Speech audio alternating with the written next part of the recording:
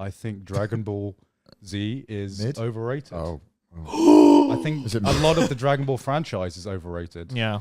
It's a cultural goat. Yeah, But it is. in terms of like an actual story and like how well it's aged in the 30 years that it's been out, like, yeah, I don't think it's as good as people say it is. I have no nostalgia for Dragon Ball. It was always my friend of a friend show. I saw promos for Dragon Ball Z Kai on Nicktoons. I saw the 3-in-1 manga in my school library. I even consumed a lot of Akira Toriyama's other works, being a huge Dragon Quest fan growing up. But despite that, I never touched this story. And as time went on, I noticed this kind of anti-Dragon Ball sentiment growing within the anime community. The story is overrated, or it was never good to begin with, and the fans are all crazy and they need to go watch a real show, right? And while I can't speak on the fanbase being the outsider that I am, I can comment on the story that ignited it. So about a year ago, I dove into Akira Toriyama's now 39-year-old story Dragon Ball to find some answers. And if the length of this video is any indication, I got a lot more than I bargained for. And hey, keep it in line with the traditions of the One Piece videos, why don't we do the whole one word to sum up the whole story thing at the end again. This is a really weird manga, so it's probably going to be even harder for me than last time. I'm so excited. Our story begins with Son Goku. You might remember him as the guy who wears the by any means necessary jacket, the guy who wrote the Prowler theme from Spider-Verse, or even as the one who goes even further beyond. But before all of that, he was a young boy with a monkey's tail and a red staff that can expand infinitely. Living in the mountains with his grandpa Gohan. Oops, he's dead. Living in the mountains by himself. Life is pretty cool when you're as strong and agile as Goku is. But par for the course, this poor guy's life turns upside down after his first encounter with road rage. Now, what some might call the attempted murder of a child, I call great characterization. From this first encounter with Bulma, we learn that Goku is a stupid hillbilly who solves problems with violence and has a pure, innocent understanding of the world. Bulma is like his polar opposite. Coming from the city, she knows what cars and guns are and is accustomed to the amenities of modern life. She's also much more likely to use her brain or some kind of doohickey to solve a problem to make up for her lack of strength. Now, if my explanation sounds boring, well, it is. Which is why Toriyama chose to convey this information to us by having Goku throw a car and then get shot in the head. This entire manga is filled with this masterful method of storytelling, where the characters' actions tell us more about them than words ever could and in a shorter time to boot. And when exposition does need to be delivered, it's done so in a natural and concise way to keep the pacing tight. I cannot stress that enough. I know Dragon Ball's anime adaptation is infamous for being the show where 5 minutes is actually 50 because fuck your free time, but the manga has some of my favorite pacing ever. Like, it genuinely shocked me how well this story flows together. For example, in just the first chapter, our main character's personalities, habits, and relationship with each other is fleshed out. We learn a ton about this world, like how capsules work, what the Dragon Balls are, and we meet a bunch of unique creatures that live in it. We're given our main quest of gathering the Dragon Balls to grant a wish, and one of the main characters pisses themselves, like, what are we missing? It's all here. What happens next? Do they pledge to my Patreon too? They don't, but you know, you can.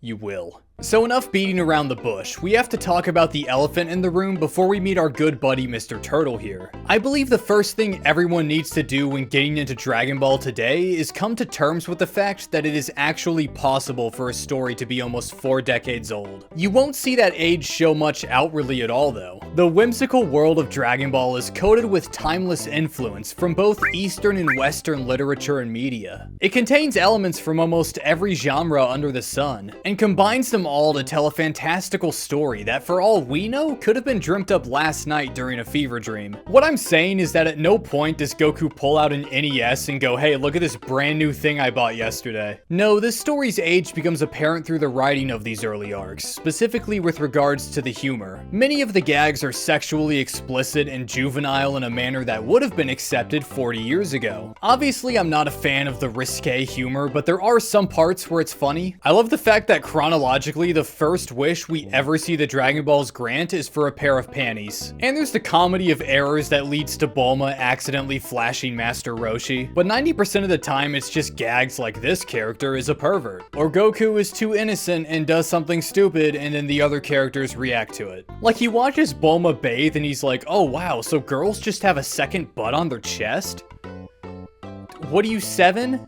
That sucks, dude. The other half of the comedy, however, got me quite a few times. The narrator text boxes are so aggressively casual that it's funny. You have some really great slapstick, like Yamcha getting smacked into the air, but he hits like the top of the manga panel, breaks it, and then falls back down to the ground. There's a lot of say something really dumb with a straight face jokes, which as you all know is my jam. Like when our good buddy Mr. Sea Turtle starts talking. Goku and Bulma wait with bated breath to hear how this is even possible. And when the turtle opens his mouth, he says, "As you can see, I am a turtle." Yeah?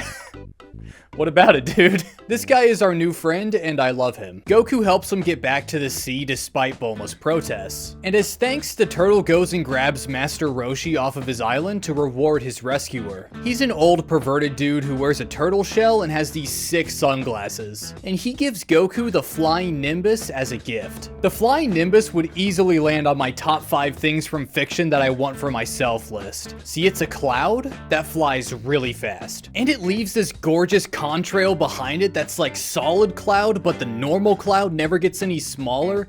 It's so like charming and appealing. This is great design. So Bulma flashes Master Roshi because she's stupid, and then we get another Dragon Ball, only 15 more to go. We meet Oolong, aka Pigman, in the next town. And this encounter gives us a good idea of how these early Dragon Ball fights are gonna go down. You can tell that Toriyama has a talent for paneling, leading the viewer along, making impacts feel very impactful. But right now, the manga is more interested in making gags than fully committing to the tense fights that Dragon Ball Z does, and there's nothing wrong with that. Whichever you prefer, I think it's really cool how Dragon Ball sets itself apart from Z so much and then like slowly eases into it, as we'll see. In this fight though, Oolong turns himself into a big robot, and he's all like, "I'm the strongest in the world." Then Goku's all like, "I don't know, man, I'm pretty strong myself." And Oolong's just like, "Oh yeah, punk? Well, let's find out." Then he sets up some cinder blocks for Goku to break to like prove his strength. You guys can just fight. What the hell is this? Anyways, Oolong gets captured and basically recruited into our band of merry travelers, and at this point you might notice a pattern start to form. Goku meets somebody, they hate him, and then they become friends. It's not always that simple, but that's generally how this guy gets companions. Whether or not this is a good or bad thing is up to you. But there's a part in Z that I'll be talking about later that makes it a wonderful addition to the story in my eyes. For now, just keep track of how many times this happens. Speaking of the pattern, Yamcha and this cat thing. They want the Dragon Ball so they can wish for Yamcha to not be scared of girls anymore. And Bulma wants to wish for a boyfriend because school is out for the summer and she has nothing better to do. Now these two wishes intersect, but Yamcha doesn't realize that yet, which is why he tries to kill our heroes by blowing them up with a missile or shooting them with the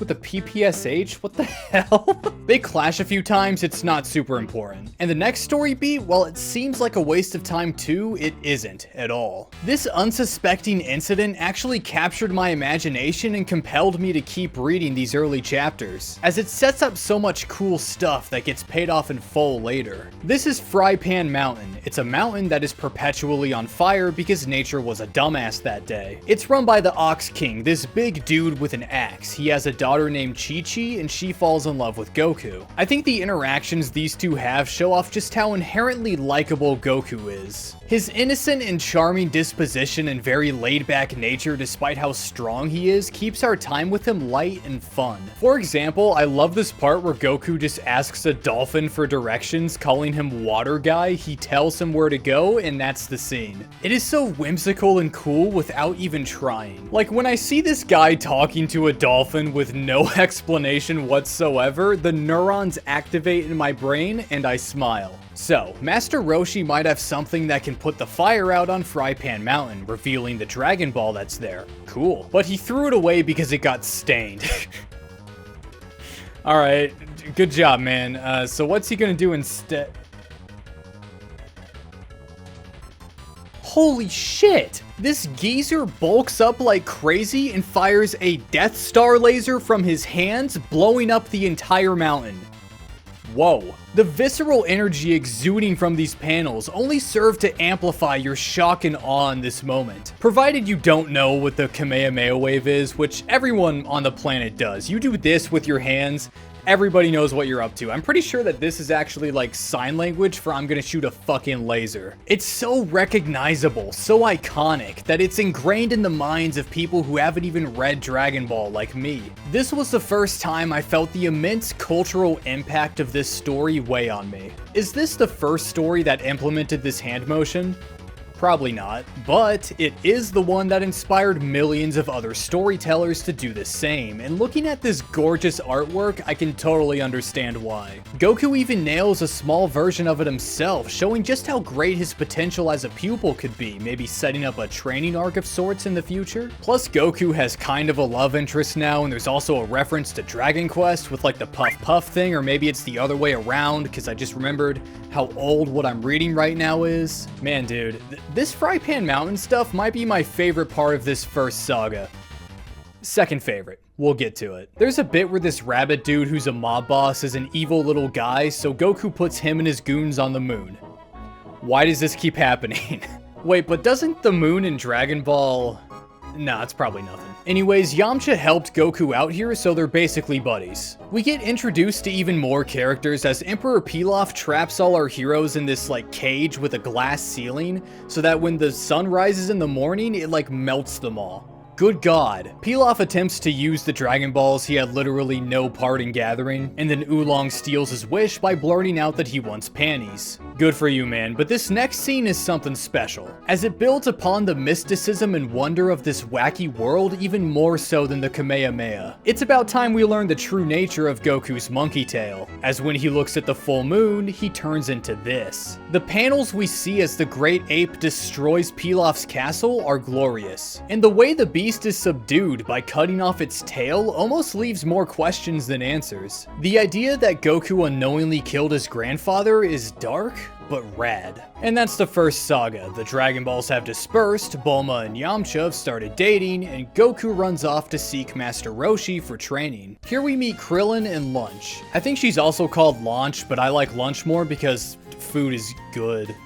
The former is Goku's training rival, who doesn't really like him at first, but quickly becomes one of his best buddies, connect the dots as you will. And the latter is a new female character because Bulma isn't here right now. That is literally the only reason she exists. What follows is a Karate Kid-esque training sequence where doing a bunch of chores equates to strength training. I love how Roshi makes them wear heavy shells that weigh them down. I wonder how many kids back in the day did the same thing to try to grow stronger and jump like 50 feet into the air. Like, this story is so good at capturing your imagination, dude. Hell, I'm a grown-ass man, and just the other day I was wondering if I should, like, fill a backpack full of textbooks and go on a run just to see if this shit works. But enough about that. Everyone knows that the best part of every story are the tournament arcs, even the ones that don't have them. Meet all their dads. The Tenkaichi Budokai is legendary. There are like 45 of them in this story alone, and they get better with each one. You can tell there's still a strong focus on gags here, as there's the fighter Bacterian who has never bathed in his life, so everyone is just too grossed out to fight him. That is until Krillin realizes that he can win because he doesn't have a nose, and when he does, he shits in his face. There's Ranfan who tries to seduce her opponents and then knock them out afterwards. There's a bit where the giant evil dinosaur calls for a rule check on the small child. I always thought that was really funny. And Master Roshi enters the tournament himself under the guise of Jackie Chun. Cool, dude. But you know, his reasoning is even cooler. See, he's been struggling with just how fast his two pupils have been advancing, especially Goku. In due time, they could both become much stronger than he ever will be. By entering the tournament himself and winning, his goal is to teach his students to never become too cocky and continue to train diligently, as there's always someone stronger looming just over the horizon. Not only is this a super valuable lesson like Master of the Year for this one, but his time time marches on, we'll see that these words ring more true than anyone could have realized. Krillin's fight with Jackie is just the appetizer before we get to what we all want to see, but this fight is still great characterization for Krillin as it shows off his unique fighting style. Dude is a thinker, a tactician. For example, he distracts Jackie by throwing a pair of panties to get the jump on him. And although he does get overpowered in the end, he lasted a whole lot longer than Yamcha did. You know, after reading this story in full, I fail to understand why Krillin became this series punching bag when Yamcha is the one who goes out like a bitch every time and doesn't even try to formulate attack plans or anything. He's the guy Toriyama uses as food to show us just how strong a character is, and we'll be seeing that a lot. Shut up, plane. I'm talking about Dragon Ball. Anyways, great fight, amazing paneling. I especially love the way Toriyama conveys a sense of speed, like when Jackie uses that like super fast punch. Plus the reenactment of Krillin and Jackie's 1-second exchange is as ridiculous as it is hilarious. Beautiful stuff all around. Goku's fight with Nam is also great characterization for him. See, Goku is really smart when it comes to martial arts. While Krillin tries to deceive and outsmart his opponents in order to get a win, Goku perceptively conditions his opponents into reading his movements incorrectly, then changes up his approach to score the game-winning blow. That's sick, and he's only going to get smarter going forward. Speaking of Nam, he seems a little out of place in this tournament, but in a good way. He's from a town in the desert that recently had a poor harvest due to a drought. Without any water coming for the foreseeable future, his town will starve. So his plan is to win the tournament and use the prize money to buy enough water to get them through the drought. That's unexpectedly dark. But like I said, Dragon Ball is a mix of so many different genres and tones. So putting Stinky Poop Man in the same arc as I Need to Win or My Town Dies Man doesn't feel wrong. It just adds another fun ingredient to this Dragon Ball stew we got cooking right now. Toriyama knows a lot about cooking, by the way, considering how hard he went on Goku and Jackie Chun's fight. But before that, I love how Roshi helps Nam's village by giving him an empty capsule he can put an infinite amount of water in. And in turn, he dresses up as Roshi in order to fool Goku, Yamcha, and Krillin into thinking that Jackie Chun is a different person. Now this fight, my god, is it a page turner. It's so expressive, fast, energetic, multi-layered. There's clarity in every image and impeccable flow between them. The full page spreads of them firing the Kamehameha at each other are euphoric. There's the amazing way Goku learns from Jackie as they fight, mimicking his after image move. There's Jackie's use of the drunken fist to beat Goku's ass. And Goku's counter with the mistitled Mad Dog move, shoutouts to the GOAT Majima. The rock, paper, scissors fake out once again despite how juvenile it is, shows that Goku is great at adapting and thinking on his feet during a fight. You've got Roshi's ultimate technique, which is countered by Goku's transformation, followed by the dramatic release of Roshi's maximum power Kamehameha in order to stop the Great Ape's rampage. And the hilarious realization that the dude wasn't even aiming for Goku and instead just blew up the fucking moon. So those rabbit guys are definitely dead now. Then there's the final clash, decided not by strength or will, but by a difference in size of all things. Jackie's legs were longer, causing his kick to go deeper, and that was all it came down to. It's as if they were teasing it even back here. The idea that one day we'll see Goku become an adult during his endless quest to get stronger. And as Roshi sets his star pupils free as he has nothing left to teach them, Goku says goodbye to his friends and sets off in pursuit of his grandpa's 4-star Dragon Ball. Every time these guys say goodbye to each other, it feels so bittersweet. I love it. And then immediately the next arc just kicks off without a hitch. There's no interlude or anything. As much as I like when authors use this downtime to world build or catch us up on other events, there's definitely beauty in this simplicity, and it fits Dragon Ball's fast pace to a T. Now the Red Ribbon Army saga is where my memory of this story becomes a little hazier, as there aren't as many standout wow moments. It's just more consistently good action and characterization for Goku. He's basically a solo act for now, giving us more time to get to know him. Again with Dragon Ball's mix of genres and tones, it's super interesting to see this pure-hearted superhuman martial arts boy go up against the bad guys from a Mission Impossible or Die Hard movie. The hierarchy of evil soldiers, the leader with an eye patch, all the stupid code names they give each other and the way they take themselves super seriously seriously clash so well with Goku. It's a classic bad guy wants the same thing the good guy wants, now fight story. I like seeing these overconfident goobers get their shit rocked by this little runt, and as always, Goku is a joy to listen to. For example, there's the part where the family looking after him in that snow village get their home invaded by Red Ribbon dudes. And Goku just points at one and goes, "Is that your dad?" when he is holding an assault rifle and is actively threatening them. You have Muscle Tower, this gauntlet of super fun fights that have no sense of cohesion whatsoever. I'm pretty sure Toriyama just thought they'd all be cool, so he added them in. That's one of the things I always liked about the guy. He has this relaxed, it is what it is vibe about him that makes everything he does feel so effortless. Like every drawing is printed straight out of his brain. Oh, what's that? I gotta design some monsters for this video game? Okay, here's a raindrop with a face. It is now one of the most iconic creatures in modern fiction.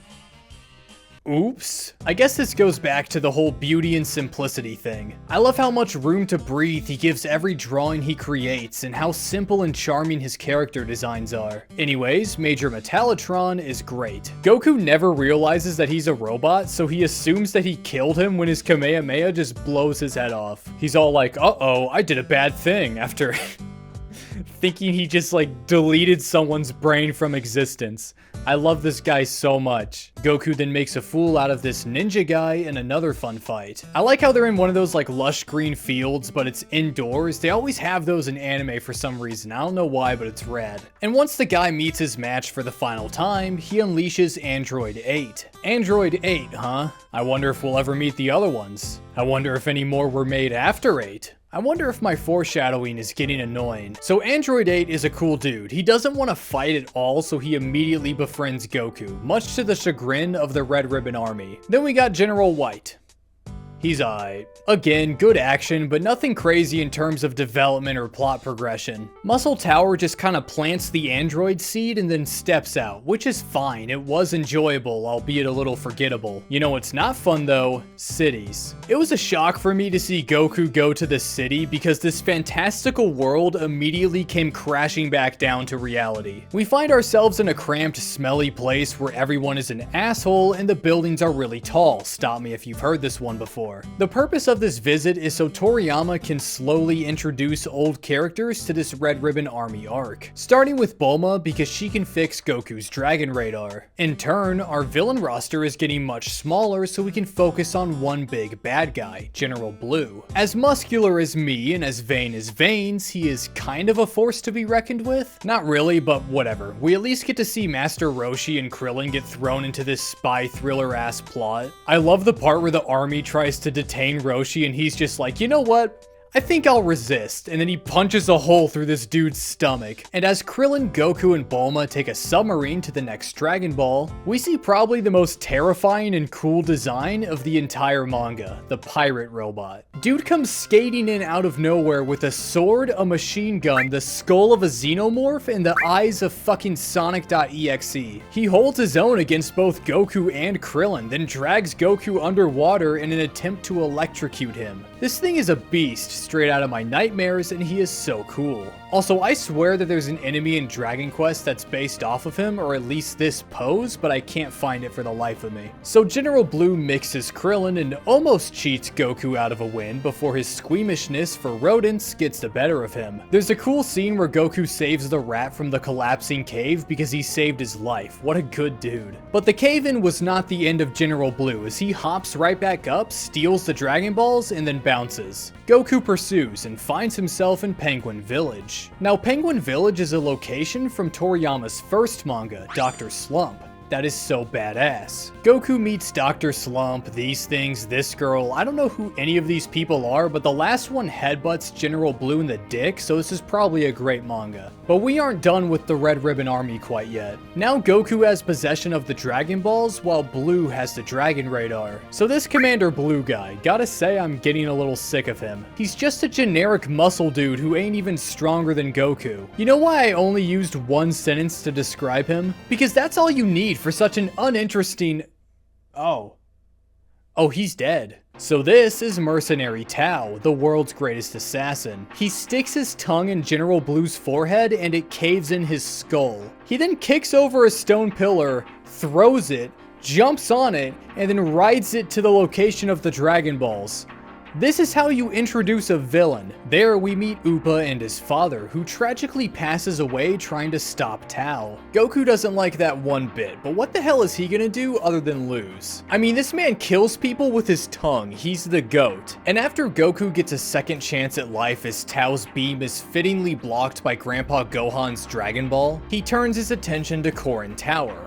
I love this place so much. It gives us another great training mini-arc to power up Goku and adds a lot of intriguing lore to the world. Legend has it if you climb the impossibly tall tower, you'll meet a martial arts master named Korin, and if you drink his magic water, you'll gain untold strength. Now this is cool and all, but from a storytelling perspective, it had me a little worried. When it comes to shonen battle manga, I like it when my protagonists earn all their power-ups. Goku has worked his ass off up to this point, and now you're telling me he's just gonna drink some water and that's the end of it? I don't even care if it took him forever to climb up the tower. I hate this. Or at least that's what I would say if the story panned out the way I expected it to. Korin here is a short, chubby, adorable cat dude who tells Goku, oh yeah, you can drink my water if you take it from me. Some cool sequences emerge from this as we see Goku have to climb up the tower again because Korin threw his grandpa's Dragon Ball off of it. We see a Sensu Bean for the first time, which is basically just a full restore but for Dragon Ball. And I love the part where Goku refuses to take the water from Korin while he's asleep, saying that he'll do it fair and square.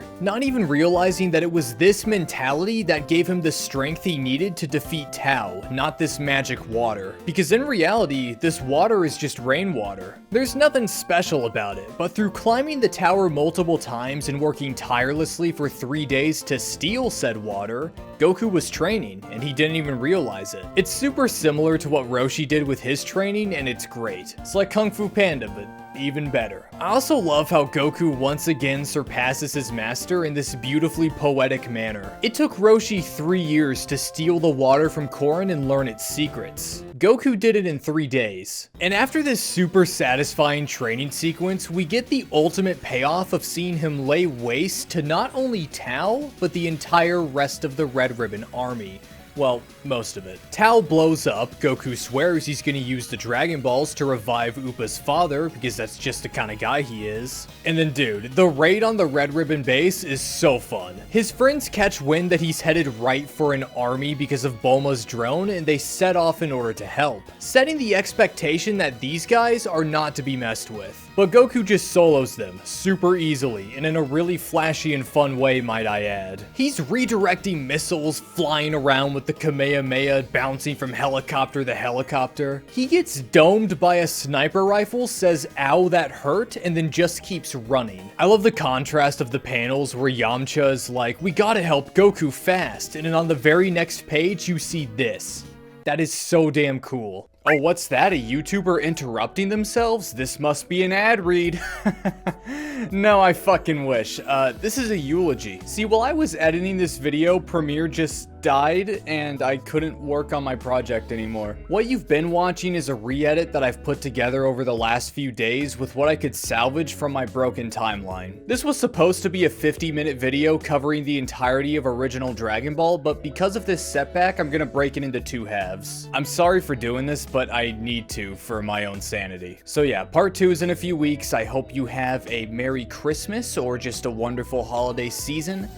Remember to avoid Adobe products like the plague, read Dragon Ball, and also, as always, special thanks to Silent Secondary, Mr. Chocolate Salmon, and the rest of my wonderful patrons. I'll see you guys next time.